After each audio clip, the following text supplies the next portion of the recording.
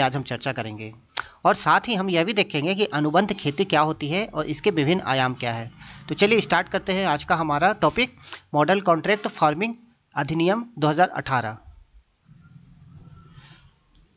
तो जैसा कि आप सभी को पता है कि अभी हाल ही में सरकार ने मॉडल अनुबंध फार्मिंग एक्ट तैयार किया है और इसका प्रमुख उद्देश्य क्या है कि किसानों को इसके लिए बेहतर मूल्य प्राप्त हो सके और किसान जो है थोक खरीदारों के साथ एकीकृत हो सके। इसी क्रम में इस मॉडल एक्ट के तहत एक विनियामक और नीतिगत ढांचा भी तैयार करने की व्यवस्था की गई है ताकि इसके संबंध में किसी भी प्रकार के कोई विवाद हो, कोई समस्या हो तो उनका तत्काल हल कर दिया जा सके। तो सबसे पहले हम आज समझेंगे कि कॉन्ट्रैक्ट फार्मिंग क्या होती है। तो कॉन्ट्रैक्ट फार्मिंग की अगर सिंपल से समझा जाए तो कॉन्ट्रैक्ट फार्मिंग ये शब्द से ही पता लग रहा है कि एक ऐसी खेती, ठीक है ना, जिसमें कॉन्ट्रैक्ट किया जाता है। कॉन्ट्रैक्ट किसान और उसके जो खरीदार होते हैं उनके बीच में। तो खरीदार और किसान के मध्य में कृषि उत्पादन, ठीक है ना, खरीद, विपणन आदि की प्रमुख शर्तों पर हुआ एक समझौता है। यह समझौता क्या है? यह समझौता यह होता है कि किसान जो भी उत्पादन करेगा उसकी खरीद और विपणन के संबंध में क्या क्या शर्तें हैं, क्या क्या कंडीशन है। तो इन शर्तों के साथ ही जो समझौता होता है खरीदार और किसान के बीच में, ठीक है। तो खरीदार और किसानों के बीच में किसान एक भी हो सकता है, दो भी हो सकता है, ठीक है। उसी तरह से खरीदार एक से अधिक भी हो सकते हैं। तो खरीदार और किसानों के बीच में हुआ समझौता, ठीक। तो कॉन्ट्रैक्ट फार्मिंग के तहत उत्पादक, ठीक है, उत्पादक कौन से? जैसे किसान या किसान के संगठन, ठीक है, एवं खरीदार। खरीदार कौन? जैसे खाद्य प्रसंस्करण इकाइयाँ। तो खाद्य प्रसंस्करण इकाइयाँ जो भी होती है, जैसे बिस्किट फैक्ट्री हो गई, जूस की फैक्ट्री हो गया, सॉस की फैक्ट्री हो गया। तो ये सब जो यूनिट है, ये सब जो इकाइयाँ हैं ये, ठीक है। और निर्यातक यानी कि जो कृषि उत्पादों का निर्यात करते हैं। तो इनके और इनके बीच में, ठीक है ना, जो समझौता होता है फसल के पूर्व, वह समझौते के आधार पे कृषि का उत्पादन कार्य किया जाता है और उसी को कहा जाता है कॉन्ट्रैक्ट फार्मिंग। यानी कि यह जो समझौता होता है यह फसल के उत्पादन के पूर्व में होता है इन दोनों के बीच में। तो इस प्रकार की जो व्यवस्था होती है यह कॉन्ट्रैक्ट फार्मिंग कहलाती है। अब भारत में इस प्रकार के कानून की आवश्यकता क्यों हुई और कौन सी परिस्थितियां हैं, उनको हम समझेंगे कि आखिर भारत में कॉन्ट्रैक्ट फार्मिंग की आवश्यकता क्यों पड़ी। तो सबसे पहले देखा जाए तो इस श्रेणी में आता है कि किसान और बाजार के बीच में तालमेल की कमी। तो हमारे यहाँ कृषि प्रधान देश है भारत, और भारत में जो भी उपज होता है उनके लिए बाजार की एक बहुत ही मुश्किल व्यवस्था होती है, क्योंकि किसान अपने उत्पाद को समय पर बाजार पर बेच नहीं पाते हैं। तो कहीं ना कहीं किसान और बाजार के बीच में तालमेल की कमी है। तो इसी तालमेल की कमी को दूर करने के लिए महसूस किया गया कि इसके लिए कोई व्यवस्था हो, ठीक है। दूसरा है कि किसान को उनकी फसल का उचित मूल्य नहीं मिलना। तो कई बार ऐसा होता है कि किसानों को जो उनकी फसल होती है उनकी लागत का के बराबर भी मूल्य नहीं मिल पाता और उनको अपने उत्पाद जो है अपने लागत से भी निम्न स्तर पर बेचने पड़ते हैं। तो ऐसी स्थिति क्या होती है, किसान के लिए बहुत ही कष्टदायक होती है और कई बार तो किसान आत्महत्या भी करते हैं। जैसा कि हम आए दिन समाचारों में देखते रहते हैं कि किसानों की आत्महत्या के पीछे सबसे बड़ा कारण यही है कि जो उनकी उपज होती है उनके उपज के अनुसार उनको मूल्य नहीं मिल पाता है, ठीक। तीसरा है कि किसान के क्षेत्र में पूंजी निवेश को बढ़ावा देना। तो कृषि की जो भारत में दयनीय हालत है उसका एक बहुत बड़ा कारण यह भी है कि कृषि क्षेत्र में पूंजी निवेश बहुत ही कम है। चाहे सिंचाई का मामला हो, चाहे बीज, चाहे शोध अनुसंधान का मामला हो, तो किसी भी प्रकार देखा जाए तो कृषि जो है निवेश के मामले में बहुत ही पिछड़ा हुआ है। तो कृषि में निवेश की आवश्यकता है और इसी को समझते हुए ये कॉन्ट्रैक्ट फार्मिंग को लाया गया, ठीक। इसके बाद है कि किसान को बीज, ऋण, उर्वरक, मशीनरी और तकनीकी सलाह सुलभ उपलब्ध कराने हेतु। तो किसानों को खेती के दौरान बहुत सारे जो इनपुट की आवश्यकता होती है, जैसे बीज हो गया, ऋण हो गया, खाद हो गया, कीटनाशक हो गया, मशीनरी, इसके अलावा उनको कई बार तकनीकी सलाह भी आवश्यकता होती है। तो इस प्रकार की सलाह की आवश्यकता महसूस हुई और इसी कारण इसको लाया गया, ठीक। इसके बाद है कृषक की आय बढ़ाना। तो जैसा हमारे सरकार ने लक्ष्य रखा है कि 2020 तक किसानों की आय को दोगुनी करना है, तो उसी लक्ष्य के परिप्रेक्ष्य में यह आवश्यक था कि कृषि के क्षेत्र में सुधार के लिए आवश्यक कदम कुछ न कुछ उठाया जाए और कृषि को लाभकारी बनाना। तो जैसा कि हम जानते हैं कि अभी वर्तमान समय में कृषि की ऐसी हालत है कि वह एक लाभकारी व्यवसाय नहीं रह गया है और यही कारण है कि कृषि से बहुत सारे लोगों का पलायन भी हो रहा है और कृषि उपेक्षित हो रही है। छठा क्या का आवश्यकता देखें तो किसान और उनके उत्पाद के उचित मूल्य प्राप्त हो तथा बिचौलियों का उन्मूलन हो। तो सबसे बड़ा कारण ये होता है कि किसान उत्पादन करते हैं और उनके उत्पाद उपभोक्ता तक पहुंचते पहुंचते इतने महंगे हो जाते हैं कि किसान पे आरोप लगता है कि किसान के उत्पाद इतने महंगे हैं, लेकिन वास्तव में होता क्या है कि बीच में इतने सारे बिचौलिया होते हैं, ये फसल उत्पादन और उपभोक्ता, ठीक है, उपभोक्ता के बीच में इतने सारे बिचौलिए होते हैं कि इनके कारण जो होता है चरणबद्ध तरीके से जो उत्पाद होता है, यहाँ पे इसका 2 रुपया दाम है तो यहाँ पे आते आते ये 20 रुपया हो जाता है। तो इस स्थिति में न उपभोक्ता को लाभ होता है और न किसानों को लाभ होता है, तो सारा लाभ ही बिचौलिए ले जाते हैं। तो इस कारण से यह मॉडल कॉन्ट्रैक्ट फार्मिंग अधिनियम लाया गया कि ताकि इस प्रकार की जो स्थिति है इस स्थिति को समाप्त किया जाए, यानी जो भी बिचौलिया है उनको खत्म करने के लिए। इसके बाद है कि बाजार में कृषि उत्पाद मूल्य के उतार चढ़ाव का जोखिम से रक्षा करने हेतु, तो कई बार हमने देखा है कि जब बहुत उत्पादन हो जाता है तो मूल्य बहुत कम हो जाता है और उत्पादन कम होता है तो मूल्य बहुत बढ़ जाता है किसी भी कृषि उत्पाद का। तो इस प्रकार का जो उतार चढ़ाव आता है बाजार में, उस उतार चढ़ाव को संतुलित करने के लिए, मतलब कम करने के लिए आवश्यकता महसूस की गई। इसके बाद है खाद्य प्रसंस्करण एवं कृषि निर्यात को बढ़ावा। तो जैसा कि देखा जाए कि हमारा देश कृषि प्रधान है और भारी मात्रा में यहाँ पे खाद्यान्न और अन्य बागवानी फसल, फल फूल इत्यादि का उत्पादन होता है, लेकिन चूंकि उनका प्रसंस्करण नहीं होता है इसीलिए वो ज़्यादा दिन टिक नहीं पाते हैं। तो खाद्य प्रसंस्करण उद्योग की बहुत व्यापक संभावना है भारत में, और अगर ये खाद्य प्रसंस्करण उद्योग को बढ़ावा दिया जाता है तो न केवल ये हमारी खाद्य संबंधी आवश्यकताओं को पूरा करेगा बल्कि यह कृषि को निर्यात को बढ़ावा देगा। इसके बाद है कि कृषि अवसंरचना विकास एवं रोजगार बढ़ाने हेतु, तो कृषि में अगर निवेश होगा तो निश्चित ही कृषि संबंधित अवसंरचना जो भी है उनमें विकास होगा, और इस प्रकार की जब विकास होगा तो निश्चित है कि इससे रोजगार बढ़ेगा। तो इसलिए भी यह आवश्यकता महसूस की गई कि कॉन्ट्रैक्ट फार्मिंग को बढ़ावा दिया जाए। इसके बाद है कि कंपनियों के लिए कच्चे माल की अनुपलब्धता का जोखिम करने हेतु, तो कई खाद्य प्रसंस्करण इकाइयाँ ऐसी होती हैं और कई उद्योग ऐसे होते हैं जो कृषि पर आधारित होते हैं, तो कई बार उनको कृषि से संबंधित जो कच्चे उत्पाद प्राप्त होते हैं वो समय पर प्राप्त नहीं हो पाते हैं। तो उनको अपने उद्योग के लिए, अपने संस्थान के लिए कच्चे माल की आपूर्ति बराबर सुनिश्चित हो, तो इस प्रकार की व्यवस्था की गई है कि कॉन्ट्रैक्ट फार्मिंग के द्वारा उनको कच्चे माल के उत्पाद जो आपूर्ति है वो सुनिश्चित की जाए। तो इस प्रकार जो हमने देखा कि कॉन्ट्रैक्ट फार्मिंग अधिनियम जो 2018 है, इसमें इन सारी समस्याओं को हल करने की कोशिश की गई है। मतलब कहने का कि आखिर भारत में ये सारी समस्याएं थी और इन्हीं समस्याओं के कारण, इन्हीं आवश्यकताओं के कारण यह महसूस किया गया कि भारत में अनुबंध कृषि को लाया जाए। तो ये थी कॉन्ट्रैक्ट फार्मिंग की आवश्यकता। अब देखते हैं कि मॉडल कॉन्ट्रैक्ट फार्मिंग जो है, जो हमारी आवश्यकताएं थी उसको वो कहाँ तक पूरा करने में सक्षम है, यानी कि इसमें प्रमुख बिंदु कौन कौन से हैं। ठीक, तो पहला बिंदु ये है कि किसानों की रक्षा के लिए, हितों की रक्षा के लिए, तो सबसे प्रमुखता तो यही बात है कि किसान के हितों की रक्षा हमें करनी है। तो उसकी रक्षा के लिए जो प्रावधान किए गए हैं वह उदार नियम बनाए गए हैं, यानी कि इस प्रकार किया गया है कि किसान के हित की रक्षा के साथ साथ कंपनियों के लिए भी जो नियम है उदार बनाया जाए, यानी कि नियम को बहुत ही बैलेंस और संतुलित रखने की कोशिश की गई है ताकि किसानों को भी लाभ हो और जो कॉन्ट्रैक्ट करने वाले हैं उनको भी लाभ हो। ठीक, अब इसमें क्या है कि इस मॉडल कॉन्ट्रैक्ट फार्मिंग में खेती के साथ साथ डेयरी, ठीक है ना, डेयरी, पोल्ट्री और पशुपालन को भी शामिल कर लिया गया है। यानी कि अगर पशुपालन के द्वारा भी उत्पाद अगर कंपनी को बेचे जाते हैं, पोल्ट्री के द्वारा भी उत्पाद, अंडे वगैरह जो हैं बेचे जाते हैं, तो ये भी मॉडल कॉन्ट्रैक्ट फार्मिंग अधिनियम के तहत ही यह आएंगे। ठीक है ना, इसके तहत। तो अब इसमें डेयरी, पोल्ट्री और पशुपालन को भी शामिल कर लिया गया है। ठीक, अब तीसरा प्रावधान ये कहता है कि किसान जो हैं अपने उत्पाद बेचने हेतु निजी कंपनियों से अनुबंध कर सकेंगे। तो पहले क्या होता था कि पहले जो होते थे किसान, वो निजी कंपनियों से अनुबंध नहीं करते थे, वो राज्य सरकार के विभिन्न जो कानूनी प्रावधान थे उनके तहत ही वो अनुबंध कर पाते थे। तो अब ये अपने अनुबंध करने के लिए स्वतंत्र हैं और अनुबंध कर सकते हैं। इसी के बाद है कि विवाद अगर किसी प्रकार का होता है कंपनी और किसान के बीच में, तो विवाद निपटारा तंत्र की व्यवस्था की गई है और कृषि को बीमा की व्यवस्था भी की गई है। तो जैसा कि भारत में देखते हैं कि कृषि आपदाएं बहुत ही सामान्य सी बात है, और इस कारण क्या होता है कि कृषि फसलों को नुकसान पहुंचाता है और किसानों को हानि होती है।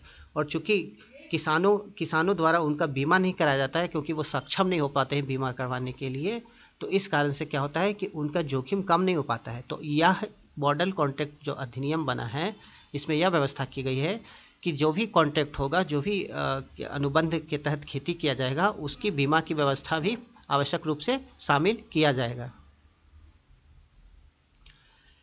नेक्स्ट प्रावधान यह है कि किसानों के हित के साथ कोई समझौता न करते हुए, ठीक है ना, राज्य को प्रावधानों में आवश्यक संशोधन करने की छूट है।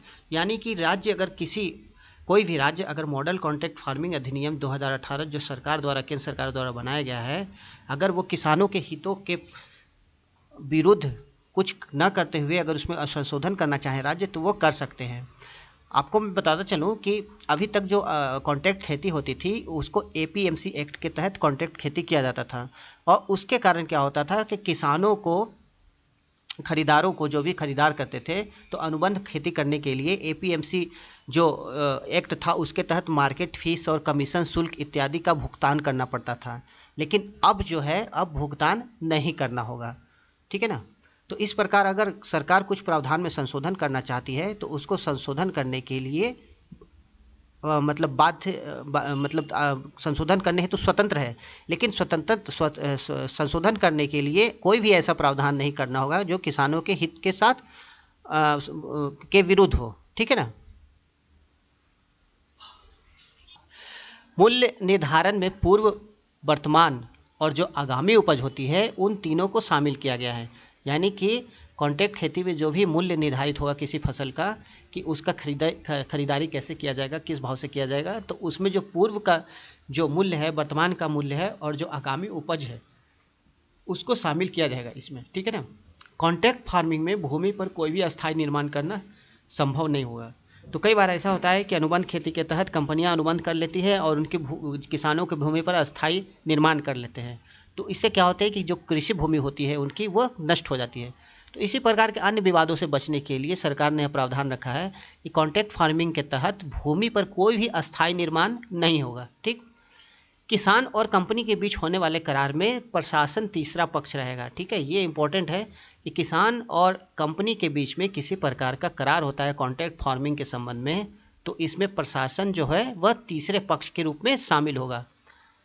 इसके बाद है कि विवाद के त्वरित निपटान हेतु, ठीक, एक विवाद निपटान तंत्र का गठन किया जाएगा। तो जैसा कि हमने देखा था पहले भी कि विवाद निपटान तंत्र, क्योंकि अनुबंध खेती में अगर किसी प्रकार का विवाद होता है तो ये विवाद निपटान तंत्र ही तत्काल ही विवादों का निपटारा करेगा, ठीक। छोटे व किसान सीमांत को एकजुट करने हेतु किसान उत्पादक संगठनों और कंपनियों को प्रोत्साहित किया जाएगा। तो कई बार अनुबंध खेती जो होती है, तो उसमें क्या होता है कि छोटे किसान उनके प्रति उदासीन होते हैं और उनको उनका लाभ भी नहीं मिल पाता है। तो इस प्रकार जो छोटे छोटे किसानों के जो संगठन होते हैं, उनको भी इसमें शामिल किया गया है और उनको भी प्रोत्साहन देने की व्यवस्था की गई है, ताकि वे भी इस अनुबंध खेती के तहत संगठित रूप से लाभ उठा सकें।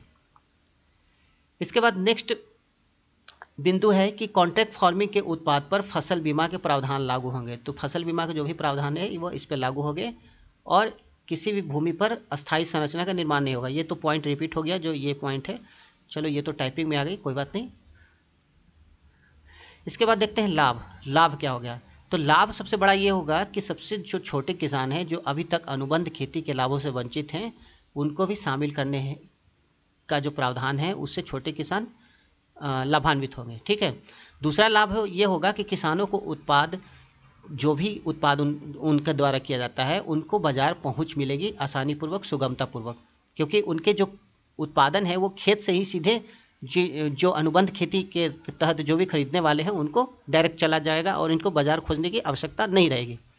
तीसरा होगा कि उपज की गुणवत्ता में सुधार, क्योंकि कॉन्ट्रैक्ट फार्मिंग में पहली शर्त यही होती है कि उपज की गुणवत्ता अच्छी होनी चाहिए, और इसके लिए जो खरीदार होते हैं, जो भी कंपनियां होती है, वो अच्छे से अच्छा निवेश करती है और अच्छे से अच्छे बीज और जो इनपुट वगैरह होती है वो किसानों को उपलब्ध कराती हैं। तो निश्चित ही इस दिशा में उपज की जो गुणवत्ता होगी उनमें सुधार आएगा, ठीक।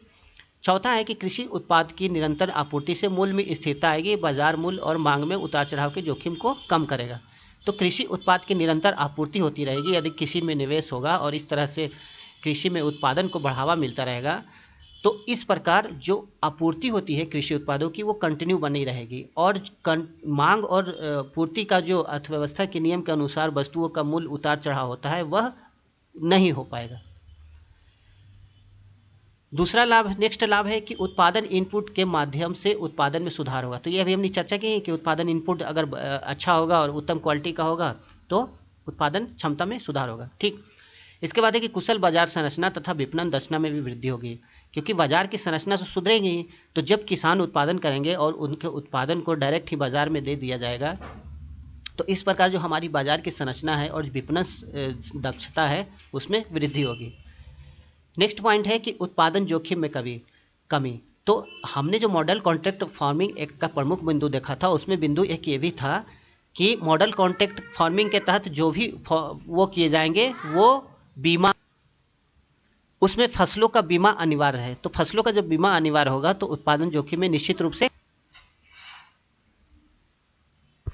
नेक्स्ट है रोजगार में वृद्धि। तो मॉडल कॉन्ट्रैक्ट फार्मिंग के द्वारा जो भी निवेश होगा, जो भी अवसंरचना में, कृषि अवसंरचना में सुधार होगा, उससे रोजगार में वृद्धि होगी। ठीक है ना। आय निश्चितता आएगी, किसानों में आय की निश्चितता आएगी क्योंकि उनके उत्पाद बिक जाएंगे और कृषि में निवेश होगा। कृषि में आपदा मानसून की जो विफलता होती है, उस विफलता में भी किसानों के लिए मददगार होगी, क्योंकि उस प्रकार की कभी भी आपदा आती है तो इस स्थिति में उन्हें जो बीमा है उसके द्वारा राहत मिल जाएगी। वस्तुओं के लिए मूल्य श्रृंखला में निर्माण में सहायक होगा, क्योंकि मूल्य श्रृंखला जो बनती है उस मूल्य श्रृंखला के निर्माण में यह सहायक होगा, किसी भी वस्तु की मूल्य श्रृंखला में। तो इस प्रकार ये लाभ थे मॉडल कॉन्ट्रैक्ट फार्मिंग अधिनियम 2018 के।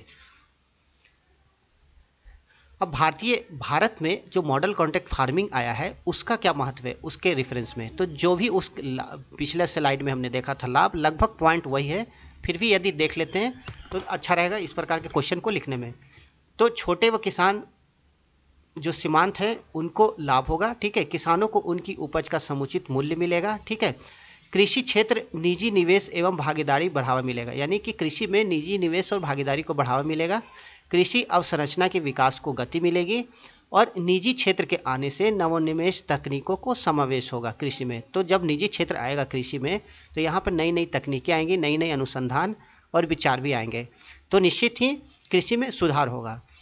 इसके बाद है कि आय बढ़ने से ग्रामीण की बेरोजगारी में कमी होगी, क्योंकि गांवों पे जो बेरोजगारी पाई जाती है कहीं ना कहीं कृषि के जो संबंधित समस्याएं हैं उन्हीं समस्याओं को लेकर है। यदि हम कृषि में समस्याएं को दूर कर दें तो गांवों में रोजगारी में बहुत ही हद तक कमी आएगी। ठीक है, इसके बाद है कि निर्यात के माध्यम से वैश्विक आपूर्ति श्रृंखला से जुड़ाव। तो हमारे अगर निर्यात जो है उच्च स्तरीय होंगे तो उच्च स्तरीय उत्पाद होने से उनका निर्यात किया जाएगा और वैश्विक जो उत्पादन श्रृंखला है उसमें भारतीय कृषि उत्पादों का जुड़ाव बढ़ेगा। ठीक है, इसके बाद है कि उत्पादक व क्रेताओं के बीच प्रत्यक्ष संबंध से बिचौलियों का उन्मूलन हो जाएगा। ठीक, तो बिचौलियों का उन्मूलन जैसा कि हमने देखा था कि उत्पादक और क्रेताओं के बीच संबंध बनता है डायरेक्ट और बीच में कोई किसी प्रकार का बिचौलिया नहीं होता है। तो इस प्रकार जो है भारतीय संदर्भ में देखा जाए तो भारतीय संदर्भ में किसानों को ये लाभ होगा और भारत को इस प्रकार से लाभ होगा। ठीक, अब देखते हैं चुनौतियां क्या हैं। तो सबसे पहली चुनौती यह है कि छोटे किसान की क्षमता का उपयोग करना है, क्योंकि कॉन्ट्रैक्ट फार्मिंग में अधिकतर लाभ जो होते हैं बड़े किसानों को ही होता है और छोटे किसान इससे वंचित हो जाते हैं। दूसरा है कंपनियों और किसान के विवाद का त्वरित निपटारा। तो कई बार मॉडल कॉन्ट्रैक्ट फार्मिंग अधिनियम जो बनाया गया है तो इस प्रकार के जो अनुबंध खेती होते हैं उनमें किसानों और क्रेता जो होते हैं उनके बीच विवाद होते रहते हैं। तो इन विवादों के निपटने के लिए हालांकि हमारे जो मॉडल एक्ट है कॉन्ट्रैक्ट एक्ट, इसमें एक विवाद निवारण तंत्र बनाया गया है। तीसरा है विक्रेता तथा एक क्रेता। ठीक है ना, तो विक्रेता अनेक होते हैं और क्रेता एक होते हैं। तो इस स्थिति में क्या होता है कि जब क्रेता एक होते हैं, खरीदार एक होते हैं, तो ये लाभ की स्थिति में होते हैं। तो इस कारण से जो विक्रेता होते हैं उनको कई बार हानि होती है। तो इस स्थिति से निपटना होगा हमें, क्योंकि किसान जो है यहाँ पे हमें इस प्रकार का कॉन्ट्रैक्ट खेती नहीं करना है कि जिसमें किसानों का अहित हो। तो इस संबंधी समस्या चुनौती जो भी है इसको भी हल करना होगा। चौथा है महिलाओं की भागीदारी बढ़ाना, क्योंकि कृषि में महिलाओं की भागीदारी बढ़ाना पड़ेगा और इस श्रृंखला में जब अनुबंध खेती करेंगे तो इसमें महिलाओं की भागीदारी बढ़ाना होगा, क्योंकि जब तक महिलाओं की भागीदारी नहीं बढ़ेगी तब तक वर्तमान व्यवस्था में समावेशी विकास अनुकूल नहीं होगा, यह प्रतिकूल ही कहलाएगा। ठीक है, 5वां है किसानों के समय पर भुगतान और शोषण की समस्या। तो कई बार जो होता है कि कंपनियां जो होती है किसानों को समय पर भुगतान नहीं कर पाती है और अन्य प्रकार से भी शोषण करती है। तो कॉन्ट्रैक्ट फार्मिंग के तहत इन सभी समस्याओं को देखना पड़ेगा। छठा है समस्या कि प्राकृतिक संसाधनों के अति दोहन की समस्या हो सकती है, क्योंकि कॉन्ट्रैक्ट फार्मिंग में अधिक से अधिक लाभ कमाना उद्देश्य होता है और कंपनियां चाहती है कि उनके अच्छे से अच्छे उत्पाद मिले, और इस क्रम में वो उच्च स्तर पर कीटनाशक, खाद इत्यादि वगैरह भी प्रयोग करते हैं। तो जिस कारण से क्या होता है कि प्राकृतिक संसाधन होते हैं उनका क्षय होता है और उनके अतिदोहन की संभावना बनी रहती है। 7वां है कि कंपनी और किसान प्रशासन के बीच समन्वय बनाना, क्योंकि हमने देखा था कि कंपनी और किसान के बीच में तीसरा पक्ष जो होगा वह प्रशासन होगा। तो इन तीनों के बीच समन्वय बनाना भी एक चुनौती होगी। इसके बाद है कि निम्न लागत पर अंतर्राष्ट्रीय स्तर के उत्पाद का उत्पादन। तो अंतर्राष्ट्रीय स्तर पर जो हमारे कृषि उत्पाद देखा जाए तो वह प्रतिस्पर्धी नहीं है, और इसी क्रम में भारतीय कृषि उत्पाद जो है उनकी कीमत, उनकी लागत ऊंची होती है, इस कारण वो महंगी होती है। तो यह चुनौती हमारे सामने होगी कि अगर हमें अंतर्राष्ट्रीय स्तर के उत्पाद बनाना है तो हमें उसकी लागत को निम्न रखना होगा। तो इस प्रकार देखा जाए तो ये सारी चुनौतियाँ थी भारतीय कृषि के संदर्भ में, तो जिनको हल किए बिना मॉडल कॉन्ट्रैक्ट फार्मिंग अधिनियम 2018 को सफल नहीं कहा जा सकता है। वर्तमान समय में भारत में अगर कॉन्ट्रैक्ट फार्मिंग की स्थिति को देखा जाए तो पहला ये पता चलता है कि अधिकांश राज्यों में जो है एपीएमसी एक्ट लागू हुआ है, ठीक है ना।